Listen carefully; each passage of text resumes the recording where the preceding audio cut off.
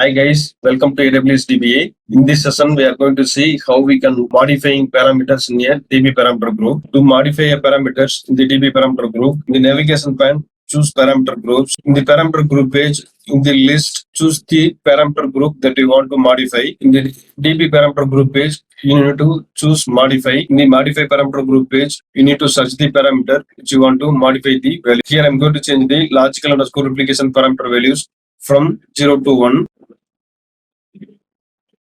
If you choose one, then logical replication enable your DB instance. Scroll down this page and choose continue. In the review changes, summary of modification, you can see current value and new value, and also you can see apply type. Logical underscore replication parameter is a static parameter. Also, you can see the assigned resources listed here.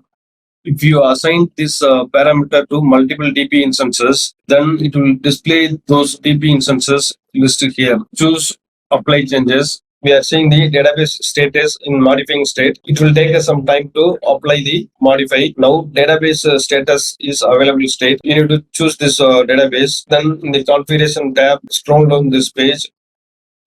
Now we are seeing parameter group pending reboot state. So you need to reboot your database manually. In the action menu, choose reboot. In the reboot DB instance page, you need to choose confirm. Now database is rebooting. It will take some time to available state. Now database status available state. Now parameter group status is changed to in sync. For resetting parameters in a parameter group to the default values, you can refer next video in my YouTube channel. Thanks for watching this video. Please subscribe and refer to your friends.